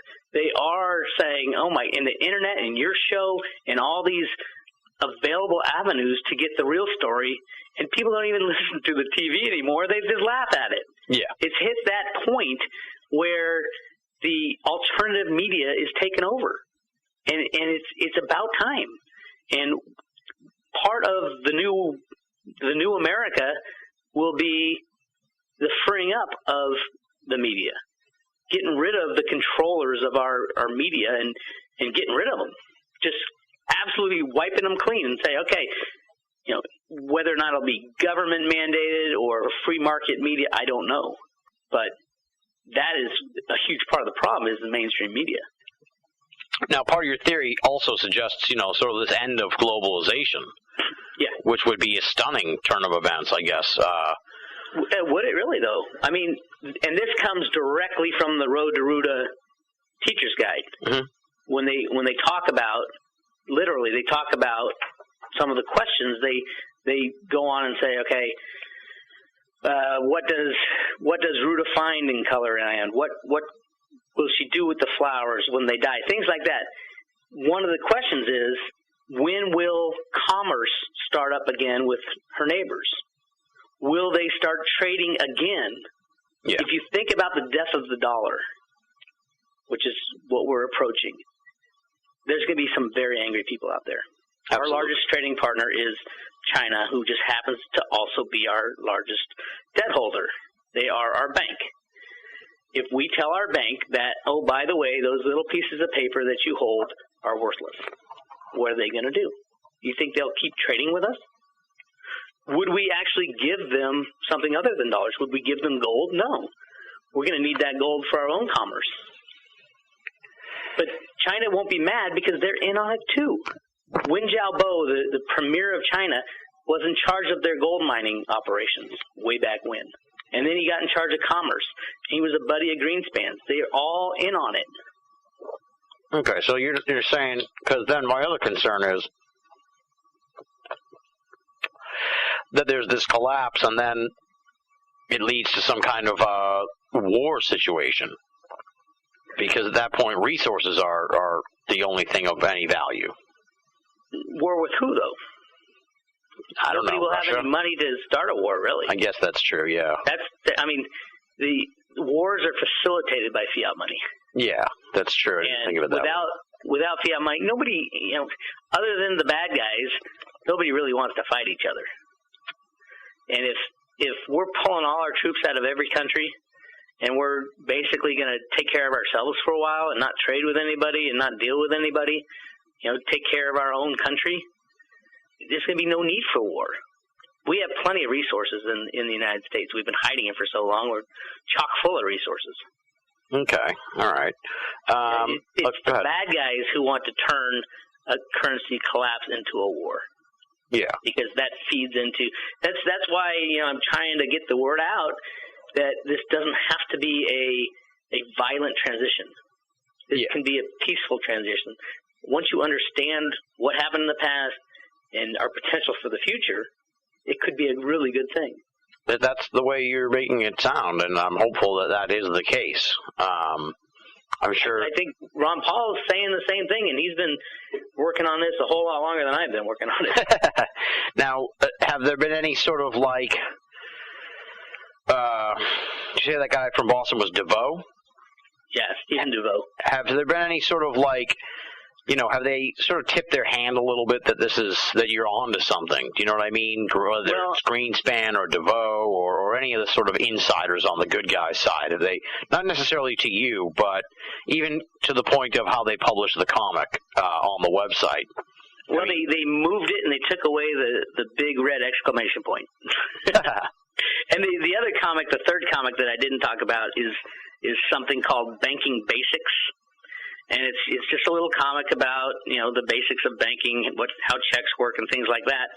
But that comic was originally introduced in 1987 when Greenspan took over the Federal Reserve. When they redid it, the new comic has all these pictures of gold in it. Gold coins being cashed in at a bank, gold in this girl's hand when she's standing in line at the teller machine, a little kid putting gold in his penny bank. It has gotten to the point of obvious that this is where this is heading. Yeah. And whether we make it out okay or not depends on whether people know to ask for the right thing. To demand the right thing, really. Yeah, it depends on, one, how well the good guys have prepared us for this. What is their plan? What are they going to announce? What are the speeches that are going to be made? Who is going to be our leader? Are we going to turn to Ron Paul saying, God, you've been warning of this for so long, and now it's here. What do we do now? And hopefully they have answers for that, and I believe they do. But it ain't going to be easy. There's still a lot of lessons to be learned because people will lose fortunes. Those who have a lot aren't going to be real happy, only getting what they've paid into Social Security. Yeah, exactly. So, I'm only 31, so I'm fucked. Hey, not really, because if you think about it, Social Security has a cap. You only pay a certain amount. I think it's $120,000, and all of a sudden, anything you make over $120,000, you don't have to pay anything more. I'm not making anywhere near $120,000, so I get it, but listen, there's a reason for that, and the reason was they didn't want those people making $50-60 million having to pay $2 million in Social Security, because then they'd have to pay them back, and they'd still be the richest ones around. That's true, yeah. So by placing that cap on Social Security, it kind of slices off that top half of the ultra rich. Okay. When they reintroduce a new currency. Now, if what you're saying is accurate, and we're on the verge of this massive collapse, aside from going out and maxing out their credit cards, which I do not endorse, is not a good idea because bad karma, and you might be waiting another 6 months or something for this thing to happen, and then you're going to have to keep paying huge minimum balance payments. So what do you suggest people do in general here? I guess you could say regardless of how the whole thing shakes out, as far as whether we go into a new fiat currency or whether we go into a gold-backed economy in general, what should people be doing right now, to prepare themselves for the impending collapse of the economy? Yep. Well, excellent question, and it's something I addressed just recently in one of the letters I posted on the website, and it's free to get in that part, and it's called the final checklist for everybody. And what it does is it talks a little about how our assets are now electronic blips, and how insecure they are and the ability for those things to go away. It gets into that a little bit, but at the end, it gives you a little checklist of things that you're going to want to do. And let me give you a couple of those. First thing you're going to want to do is to remove yourself as much as possible from the electronic financial system. What does that mean? You know, if you have $500 in the bank and you don't need all that money in there, go get the cash out, stick it under your pillow, stick it in a safe, stick it where no one can find it, and only, you know, put the cash back in if you need to pay a bill by check, whatever it is, because the chaos that's going to ensue once the first bank goes down and people start going to their bank saying, oh, I'm a little worried about my money, once that starts, there's no ending it. You can watch It's a Wonderful Life to get the whole full spectrum of what a bank run looks like. Yeah. So that's the first thing you want to do. Get your money out of the electronic system as best you can. The second thing you want to do is get some food and water. You know, pretend you're going camping for a month or two. Mm-hmm. Get enough dried food, enough, you know, water in storage. I live in California, around the San Francisco area, so we're always thinking about earthquake preparedness. You know, if there's an earthquake and the power's out and the water's out, and we can't get food for 4 or 5 days, you know, I've expanded that to 3 or 4 months. Yeah. So, you know, you go to Costco, go to Walmart and buy yourself some big bags of rice and just have enough food. I'm not saying this is going to happen definitely, but I don't see it being that smooth that everything just keeps going as if nothing had happened. You know, and most grocery stores, once a panic ensues, you got a couple hours to get some food, and then you're out of luck. It's gone because they turn stock in 3 or 4 days at a grocery store. And when there's a panic, everybody's going to go there. Now, the problem there is it's probably going to be looted because none of the check registers will work and none of the credit card machines will work. And, you know, who knows if the electricity is even going to be on. Exactly. Anyway, so it's one of those things where pretend you're going camping for a couple months. Okay. And then you're going to want to think about, you're going to want some gold, and you're going to want some silver, and you're going to want some cash. Now, the gold and silver, they won't be accepted in the first couple months. They won't. People aren't conditioned to know the value of gold and silver. Those will be your savings account. Get 1 ounce coins. Don't get too big of, you know, don't buy gigantic bars, mainly because you don't know what's in it these days. Just get the 1 ounce coins of silver, especially. Gold is wonderful. And you're going to want some cash to live off because most people will not, you know, they'll be conditioned to take cash. Yeah, you don't want to be a moron and trade like $10,000 worth of gold for a bottle of water because that's all, you know, because they don't know what it's worth either. Yeah. But the key to the cash is that you're probably going to be the only one with cash. Because if the banks go down, the ATMs go down, you know, most people don't even carry cash around anymore. They're running to get a coffee and they slide their little credit card in. Yeah. It's really gotten that bad. So you're going to want some cash. You're going to want some gold and silver for your savings. That's your long-term type of stuff. And then for me, piles of basic necessities such as soap and water and medicines, definitely. You get extra medicine, you know, get an extra prescription because if things do break down for a month or two, you're not going to have access to any of that. Yeah. Especially medicines that, you know, are life-sustaining and you have to have it. So go get yourself some medicines as fast as you can. And then it's the little things. And things like toilet paper is a great example. A buddy of mine said, well, you got enough toilet paper? I said, actually, no. I probably have enough for a week or so. So I went and stocked up on toilet paper. And it's all those things. And you always want to get as much as you can because you could use it as barter. Yeah, so I was going to suggest, yeah. There'll be a lot of barter potential. Alcohol is a great barter thing. You know, get the little airplane bottles because some people can't go without their little shot of vodka, and it's easily transportable. It makes a good money because it's so small, those airplane bottles. Stuff like that. So those, you know, a lot of basic necessities. Then we get into protection and safety. This is kind of where I hate to recommend it, but I'm gonna is get a gun. Yeah. Now, I'm not saying you'll ever have to use it. What I'm saying is, without a lot of information, you might be sitting in your house and the radio won't work and the TV won't work and nothing will work and you'll be scared to death. If you have a gun, you'll be less scared. Learn how to use it. Remember the moral responsibility of having a gun, but you're going to want something. You don't want to be sitting there while, anything can happen and not get enough information. But on the safety side, the most important thing you can do is get to know your neighbors and get with them when things start falling apart. Yeah. Because there's safety in numbers. You can help each other. These are people you can barter with and go back and forth with, and they'll have news of what's going on and how the progress is changing and things like that. Now, a lot of this is in case the media systems go down.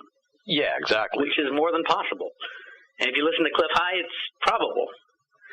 So, that'll be, your neighbors are going to be your best friends even if you don't like them. And then the last thing I talk about is tools to rebuild your future. Once all this settles down, and we basically, in globalization, everybody comes home, we institute a new monetary system, there's going to be a lot of potential to do whatever you want to do. What was your dream? Did you want to be a clothes designer?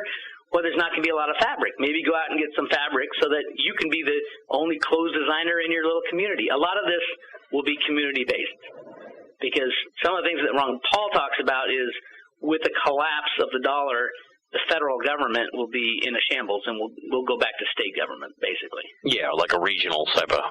Yeah. The federal government will be very small. And it makes sense. It goes back to the original Constitution, where states had all the power and the federal government didn't have much. But the idea is, think about what you want to be and what tools you'll need to be that person. If you want to be a bread baker, maybe you'll go out and buy a whole bunch of flour and yeast in paper bags so that you can sell bread at the local market. Because there'll be a lot of, you've seen that already, a lot of local farmers markets crop up all over the states these days. Yeah. That is, I think it's part of the conditioning to get us ready for that. Because if we can't import all this stuff from China or Mexico or wherever, South America, we're going to have to turn into farmers ourselves. And, some people will be better at growing beans than other people will be, better at making coffee. I don't know what the trade-offs are going to be, but try to figure out what you want to be and make sure you have the tools for it. All right. And those are kind of the things that I had talked about in my article, and there's a billion other things, and every person will have a different need, being if they're in the city, in the country, in cold climates, in warm climates. Everybody's going to have a different set of needs. Absolutely, that's for sure. The key is to think about it, and the key is to at least start the preparation and not to be too freaked out when it starts going down. That's the toughest part, I think. But hopefully, people won't be. Hopefully this interview will reach them before it all goes down. I have a feeling this might be the lost interview that never came out. But, yeah, I don't know. Well, I'll play it for my neighbors then when we're... Send me a copy as soon as you get it. Yeah, I'll send you a digital copy as soon as it's uploaded and edited and everything else. But there you go. Thanks for the extra time. I appreciate it. Hey, thanks for giving me the opportunity to no talk problem. about it. And a lot of this stuff is massively difficult to explain, especially about the comics and all that. If you go on the website, you can actually see what those comics are and see the different what she writes in the sand and all the different issues related to it. So normally here at the end of the show we ask what's next for the guest, but as we've kind of established here in this conversation that, the future itself is tenuous at best for Bix Weir, for me, for the economy, for the listeners. But, so it sounds like you're sort of just riding this wave here as we close out 2010 and get ready for 2011 and whatever this economic crisis will bring. Yeah, yes and no. I'm doing my best to try to educate people on what happened and what's coming, and it doesn't have to be such a bad thing. There is a light at the end of the tunnel, and that light could be an amazing new reinvention of our country and the way we live. Or it could be an oncoming train. Or it could be an oncoming train, but, you know, we're going to take it as it comes, and truthfully, the best thing we can do is to smile as it comes towards us. I like that attitude, Bix. I like that attitude a lot. As Bix has been saying, a lot of this material is available at roadtoruta.com. Pretty simple, road to, and then you spell Ruta, ROOTA.com, and all his theories and his background information on all this stuff is fleshed out there. So folks should definitely check that out. There's a subscription service as well for even more in-depth analysis from Bix Weir. So head on over to roadtoruta.com to find out more about this really remarkable theory. And as I said at the beginning of the show, you hear so many conspiracy people just pretty much saying, you know, we're headed towards our doom, but at least you're putting a positive spin on it, and I hope have uncovered the possibility that there are people on the inside that have our best interests at heart, because oftentimes it seems that's not the case at all. And so I want to thank you for coming on the show, Bix. I hope that this interview reaches people before all this stuff goes down, and if not, you know, when they eventually set the internet back up in this new world, I'll be sure to post your interview then. I presume that there'll be an internet in the post-economic collapse world, correct? I'm hoping so. I do have a lot of kind of positive feelings towards what's going to happen. It won't be easy to get through. I'm glad you called me about this interview, and it's been a wonderful chance to get this word out there and to get people thinking along the lines of the future might not be so bleak. Absolutely. And I tell you what, Bix, we'll have you back on the show in the future. You know, could be 6 months from now, could be a year from now. We may be sitting here still waiting for the other shoe to drop, and I promise we'll have you on to extrapolate and, you know, expand upon your theory and sort of give us an updated version of the timeline in the event that, you know, things go a little slower than you expect, because I'm not going to hold your feet to the fire on that. I know a lot of people out there really sort of take umbrage at predictions and sort of forecasts and that sort of thing. But, you know, I know that it's a very, especially in the financial market and the conspiracy world, it's very difficult to sort of pin down the correct timeline on these things. It is, and, you know, you risk a lot when you throw out predictions, but hopefully I've given enough information on the website and in this interview that spark somebody's interest to go out there and really think for themselves and figure out whether or not what I'm saying is doable. Absolutely, that's for sure, folks. So with that in mind, thank you once again for coming on the show, Bix. It's been a great conversation, and for better or for worse, I look forward to seeing how this all unfolds. Thanks a lot, Tim. That does it for this week's edition of BoA Audio Season 6. Big thanks to Bix Weir for coming on the show, giving us so much time, and for choosing BoA Audio as the first program he's appeared on to discuss the Road to Ruta conspiracy theory. You can find out more from Bix Weir at the website www.roadtoruta.com. Pretty simple, all one word, Road to Ruta, ROOTA.com. There you can find out more about the Road to Ruta conspiracy theory, see excerpts from the comics that started it all, and read articles from Bix Weir on the economy in general. Roadtoruta.com. Check it out. Moving right along now, it's time for BoA Audio listener feedback. And since we're coming at you really late in the process, and quite frankly, I'm kind of exhausted, folks, we are going to do a very light edition of listener feedback here this week. I didn't want to skip it altogether, but I am also way too tired to do my usual post-show ramblings. Don't worry, we're going to be taping the end cap of the holiday special in just a few short days, so we're definitely going to be doing a lot of listener feedback on that episode.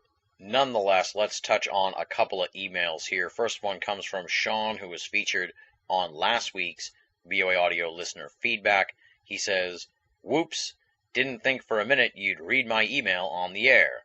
No, of course smoking isn't cool. When am I going to learn that irony doesn't translate too well to print? Take it easy, Sean.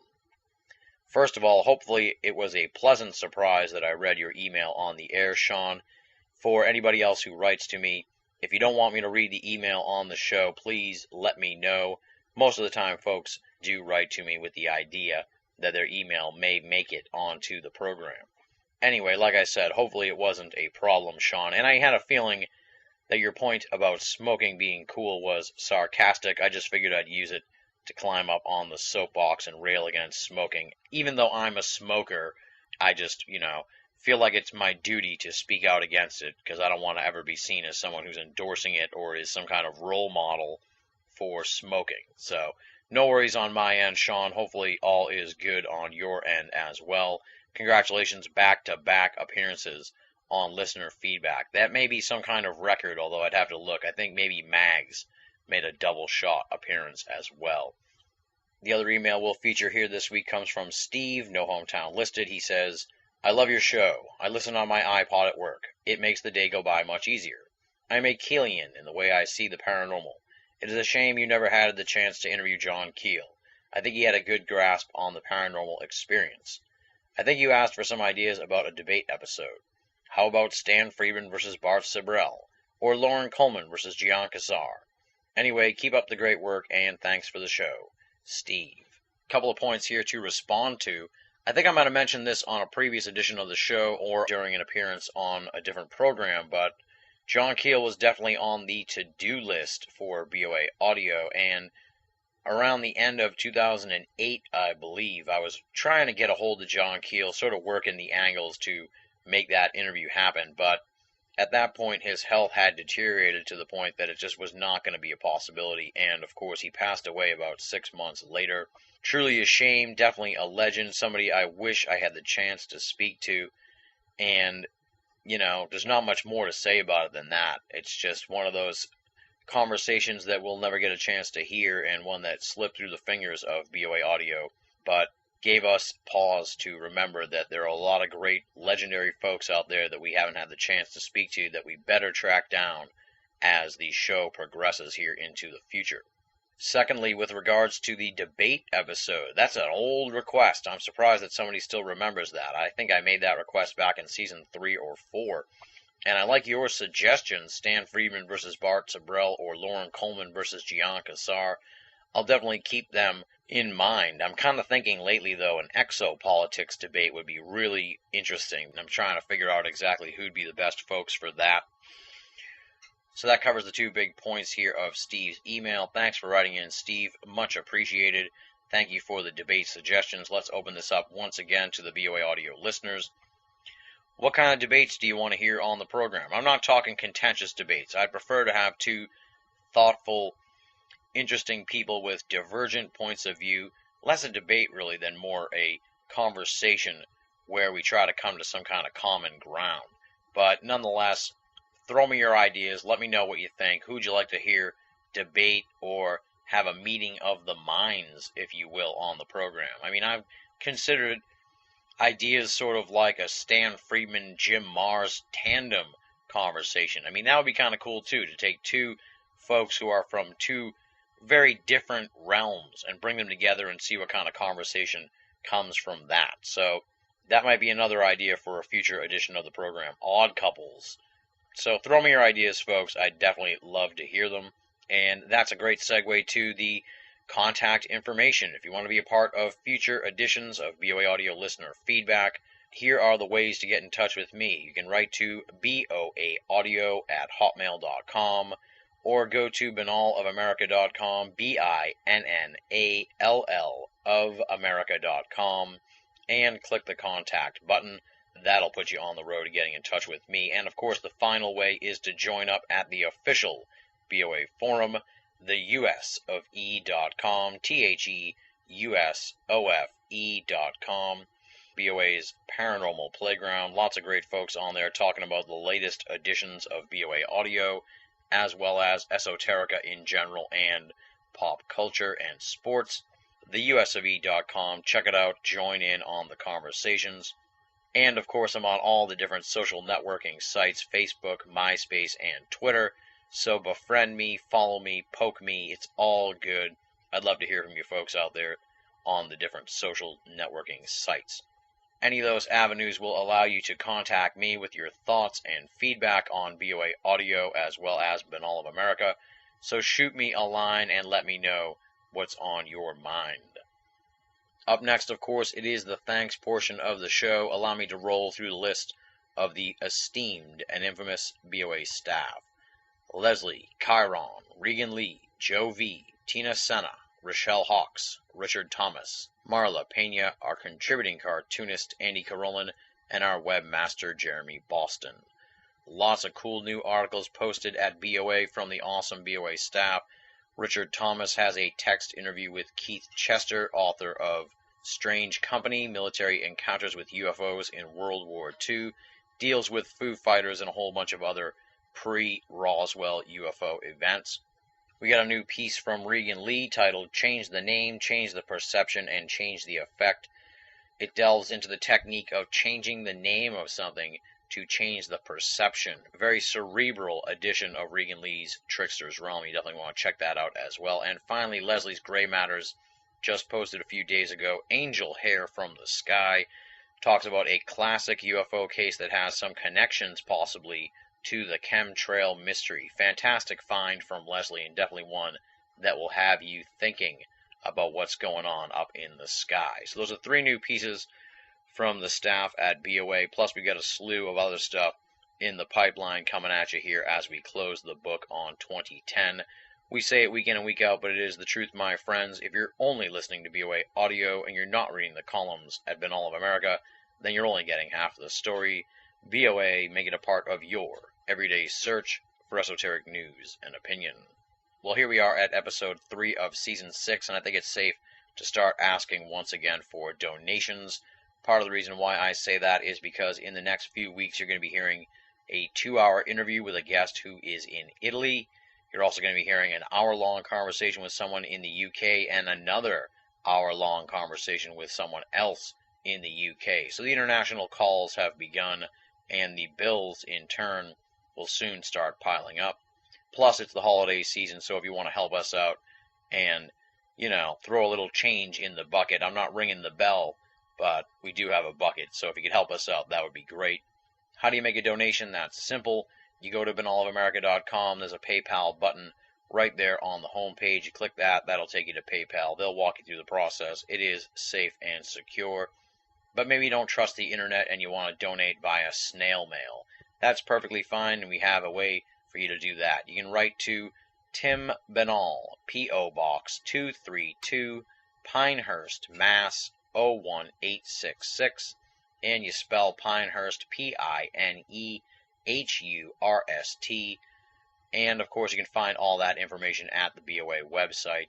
But once again, it is Tim Banal, P.O. Box 232, Pinehurst, Mass. 01866. 2 things of note if you're going to mail us a donation to the snail mail P.O. Box. First of all, include your email address so I can shoot you a line and thank you for the donation.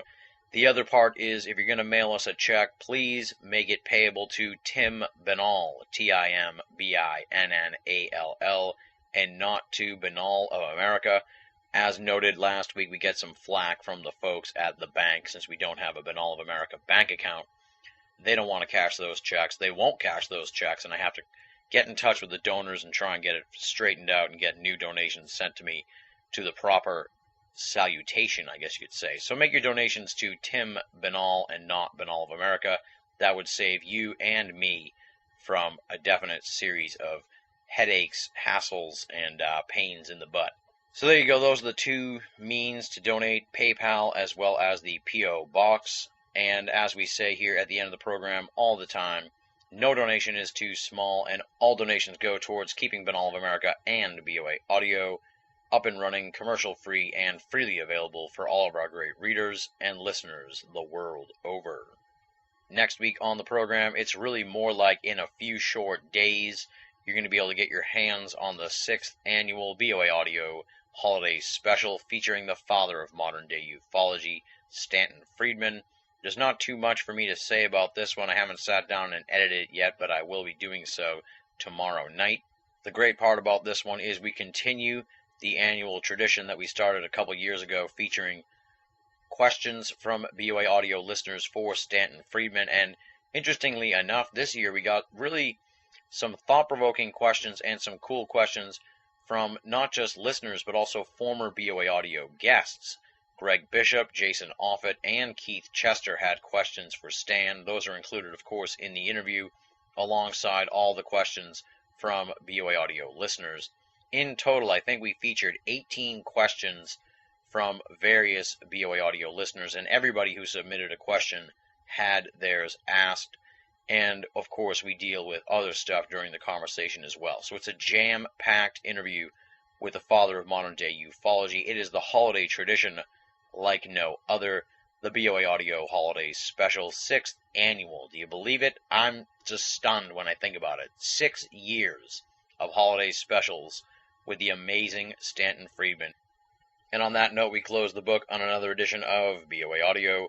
Once again, big thanks to Bick Sweer for coming on the show. Thanks to Sean and Steve for their emails and listener feedback. And as always, a heartfelt thanks to all you folks out there. Your support of BoA and BoA Audio does not go unnoticed. You guys are awesome. Thank you for your support of the program, and thank you for making BoA Audio a part of your esoteric audio playlist. Until next time, this is Tim Binnall, thanking you for listening and signing off.